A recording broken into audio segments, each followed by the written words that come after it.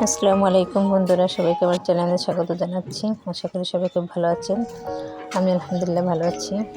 আমি আজ মূলত আমার মেয়ের স্কুলে প্যারেন্টস ডে অনুষ্ঠানে যাচ্ছি। আমরা সবসময় সাধারণত মায়েরাই বাচ্চাদের স্কুলে নিয়ে আসা কাজটা করে থাকি। বাবারা খুব কম সময় পান, বিভিন্ন কাজে তারা ব্যস্ত থাকেন। সেই উদ্দেশ্যে টিচাররা মূলত এই অনুষ্ঠানের আয়োজন করেছেন, যাতে বাবা মায়েরা অন্তত একটা দিন স্কুলে উপস্থিত থাকতে পারেন। একথা ভেবে শিক্ষকরা শুক্রবার অনুষ্ঠানের দিন ধার্য করেন, কিন্তু দুর্ভাগ্যবশত আমার মেয়ের বাবা শুক্রবার থাকা সত্ত্বেও তিনি অনুষ্ঠানে উপস্থিত থাকতে পারেননি। তাকে বিশেষ একটা কাজে বাইরে যেতে হয়েছিল। তাই কি আর করা, আমি মেয়েদের নিয়ে একাই চলে আসলাম। তো বন্ধুরা, আজ প্যারেন্টস ডে উপলক্ষে কচিকাচাদের নিয়ে ছোট একটা অনুষ্ঠানের আয়োজন করা হয়েছে। আর এই অনুষ্ঠানের পরিচালনা ছিল আমার মেয়ে মেহজাবিন ও তার ক্লাসমেট লিপচান।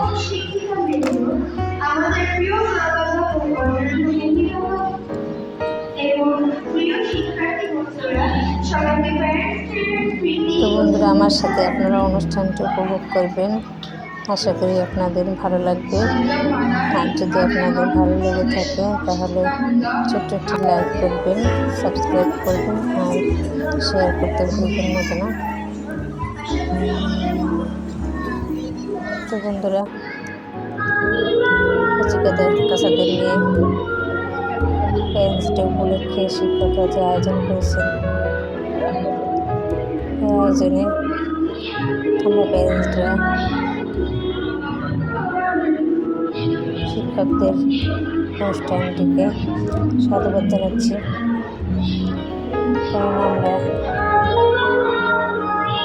বাবা মায়েরা খুব একটা এই ধরনের অনুষ্ঠানে সময় দিতে পারি না।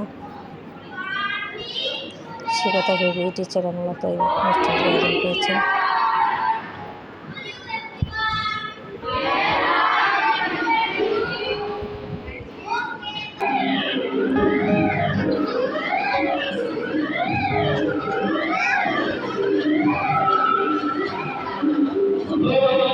তো বন্ধুরা, আমার সাথে সাথে আপনারা উপভোগ করেন। আর কচিকাচাদের অনুষ্ঠান আপনাদের কেমন লাগলো সেটা কমেন্টসে জানাবেন। এরা হয়তো ভালো পারফরমেন্স করতে পারবে না, কারণ এদের প্রশিক্ষণ দেওয়ার মতো সময় খুব কম ছিল। টিচার অল্প সময়ে তাদের প্রশিক্ষণ দিয়েছেন, আর অল্প সময়ে তারা যা করেছে ভালোই পেয়েছে। আমি মনে করি আপনাদের কেমন লাগবে জানি না।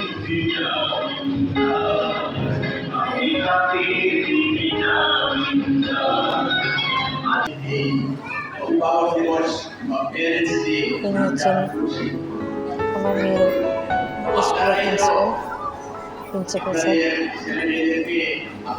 উনি আমাদের প্যারেন্টসদের সে কিছু বললেন, আমরা মনোযোগ দিয়ে শুনলাম।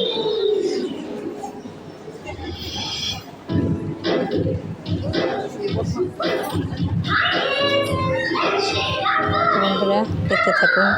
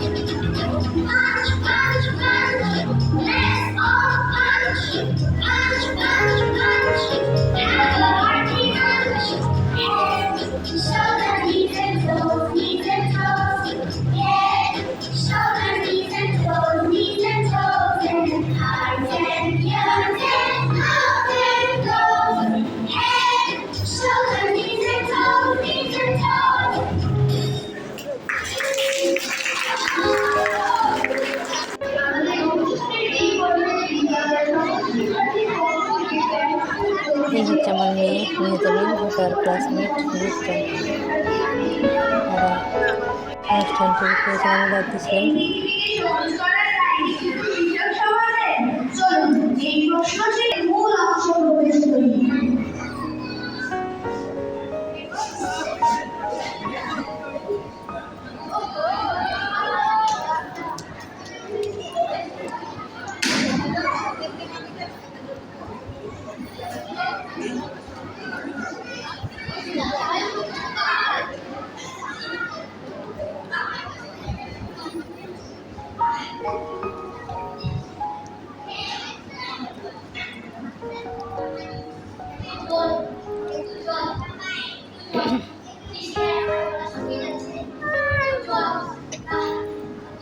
মাঠের কৃষক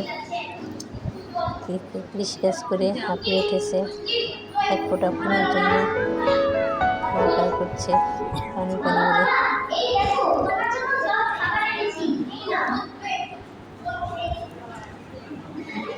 আর এই সময় তার মেয়ে খাবার নিয়ে আসছে, কিন্তু জল আনতে ভুলে গেছে।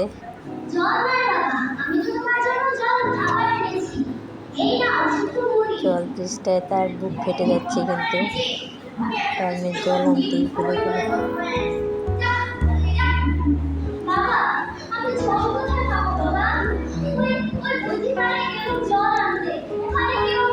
ছোট্ট একটি মাটির বাসা দিয়েছে টিচার বাচ্চাদের নিয়ে। ভালো লাগে মাটি কেটে।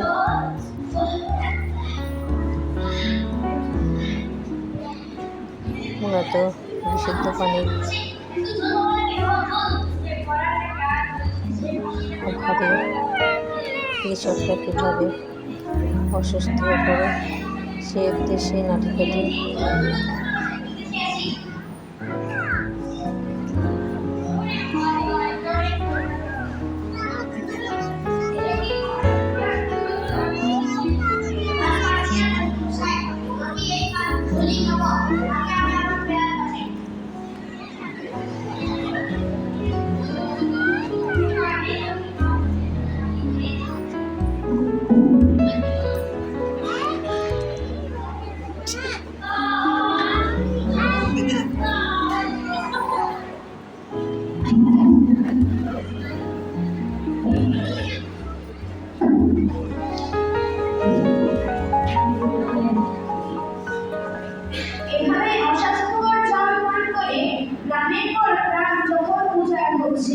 ওই ঘটনার কিছুদিন পর ছোট্ট মাকে ও তার মা মেরির হাত ধরে নাচতে নাচতে স্কুলে যাচ্ছিল। তারপর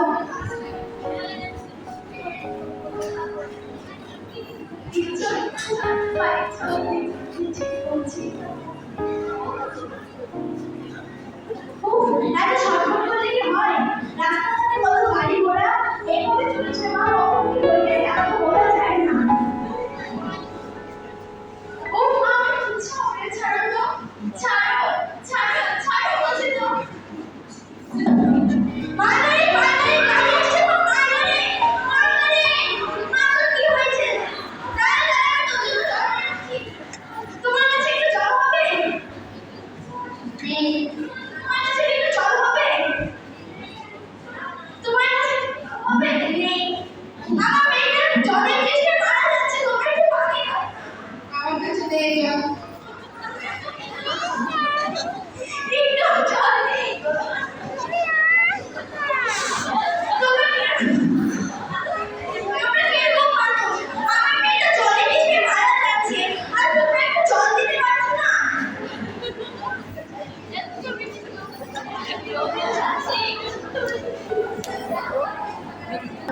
একটু জলও দিতে পারবো না। দিদিমণি এখান থেকে কি কোনো বাঁচার উপায় আছে? অবশ্যই আছে, তোমাদেরকে এই দায়িত্ব দিতে হবে। আমরা কিভাবে দিদিমণি? হ্যাঁ, তোমরাই পারবে। আমরা বিভিন্ন দলে ভাগ হয়ে বিভিন্ন এলাকায় গিয়ে কিভাবে জল ব্যবহার করতে হবে, কিভাবে জল সংরক্ষণ করতে হবে সে ব্যাপারে প্রত্যেকের বাড়ি গিয়ে বোঝাবে। কি গো, পারবে না তোমরা? তোমরা না ঈশ্বরের সন্তান। দিদিমণি তোমার সেই গানটা গাও না। কোন গানটা বলো তো? যে গানটা আমি যখন আমরা মাদ্রাসায় থাকি। ও আচ্ছা, ঠিক আছে, তোমরাও আমার সাথে।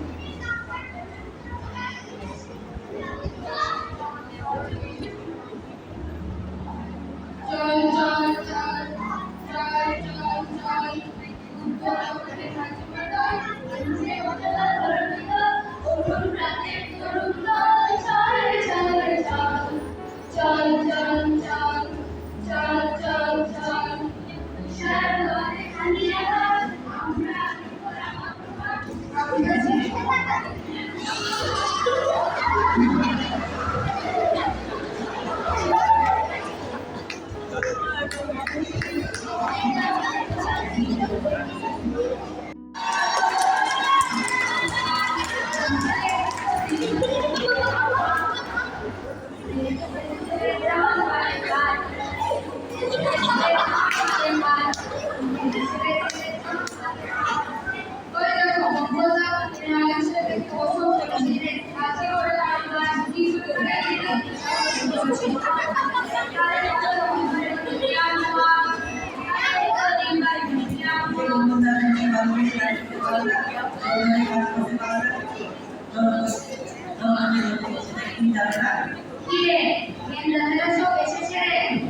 আমি কিভাবে স্নান করবো, কিভাবে গোসল করবো, কিভাবে গান মানবো, আমি শিখাবি।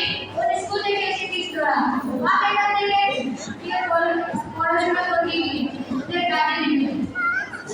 আমরা ধর্মস্ব স্কুল থেকে এসেছি।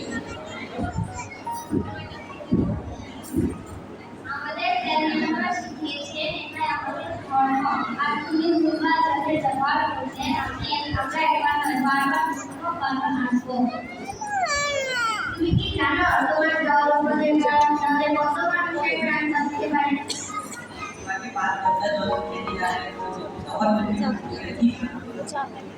ওরে বাল, তুমি যে এত কিছু জানতাম না রে। আমি আর বড় সহ্য করবো না। ওদের অনেক বড় হাত, ওদেরও জল দেখতে পারবেন না। প্রকৃতিকে